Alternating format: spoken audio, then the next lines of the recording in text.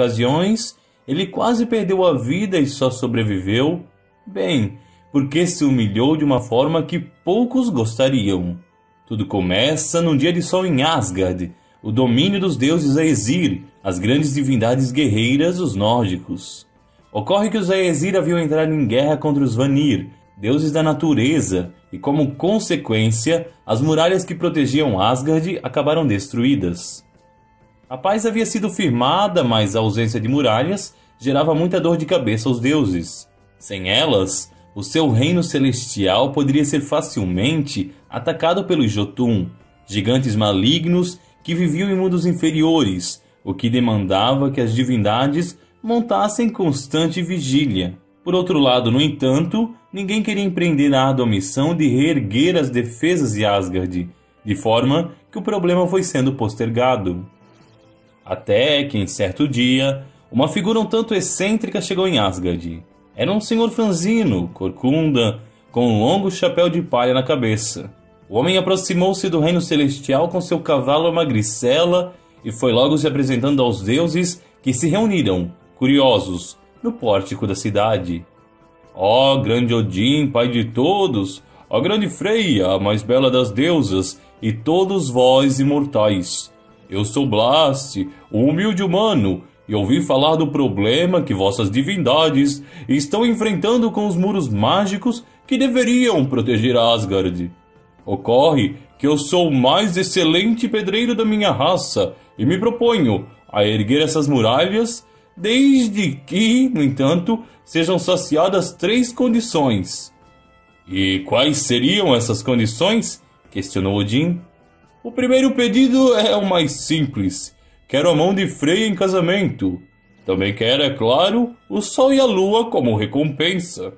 Os deuses riram do pedido, absurdo demais, é claro. E quem não riria, afinal de contas? Mas Loki pensou que havia enxergado naquilo uma excelente oportunidade e numa reunião com as outras divindades propôs o seguinte. Ora, ora, disse ele com um sorriso de malícia já se formando nos lábios. Que perigo esse humano pode proporcionar para nós? Ele nunca conseguirá concluir os muros de Asgard, mas pode muito bem adiantar o serviço. Eu mesmo me encarregarei de atrasá-lo em sua construção. Ademais, faremos um acordo da seguinte forma.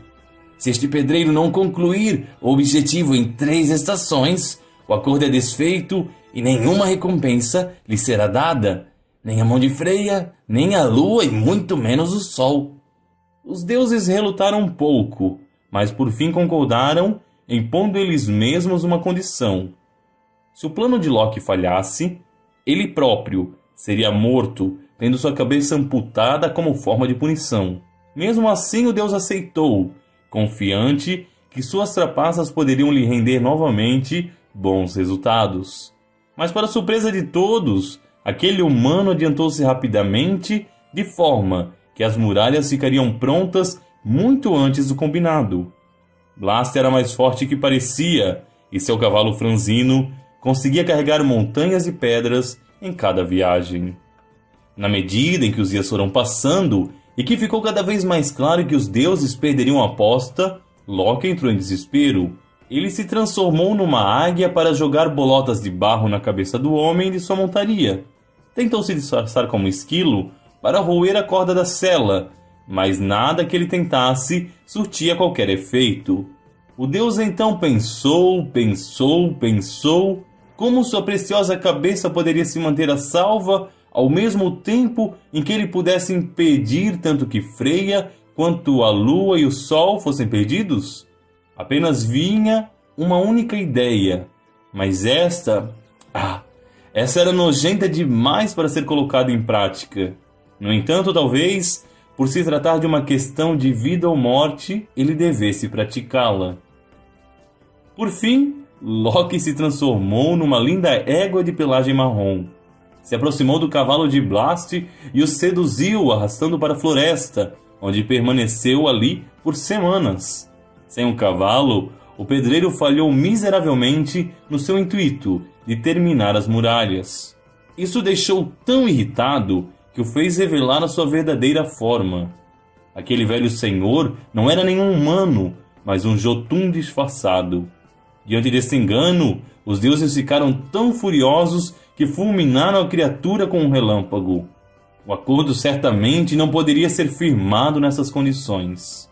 Em contrapartida, é claro, todos os Asgardianos ganharam uma muralha quase pronta, que logo pôde ser finalizada. Meses depois, Loki retornou. Por mais bizarro que pareça, em sua forma de égua ele tinha ficado prenha do Garanhão, dando à luz a um cavalo mágico de 8 patas que foi batizado de Sleipnir. Sleipnir foi dado então de presente a Odin. Ele é a montaria mais veloz que existe e pode inclusive conduzir o seu dono ao mundo dos mortos. Suas 8 patas mágicas o permitem voar pelos céus e atravessar a fronteira entre cada reino de Yggdrasil, a árvore da vida dos nórdicos. Alguns historiadores dizem que Sleipnir pode ser uma referência a um caixão carregado por 4 homens, e daí as suas 8 patas. Seria por isso que ele seria capaz de atravessar a fronteira de cada um dos mundos. Tanto que alguns registros antigos afirmam que ele é capaz de cavalgar por áreas totalmente inóspitas e escuras, onde nenhum humano ou deus é capaz de enxergar nada. Seja como for, Loki provavelmente aprendeu a lição. Eu acredito que daquele dia em diante ele tenha tomado muito mais cuidado em cada uma de suas travessuras. E se você gostou desse vídeo, curta e compartilhe com seus amigos. Até mais, se Deus quiser.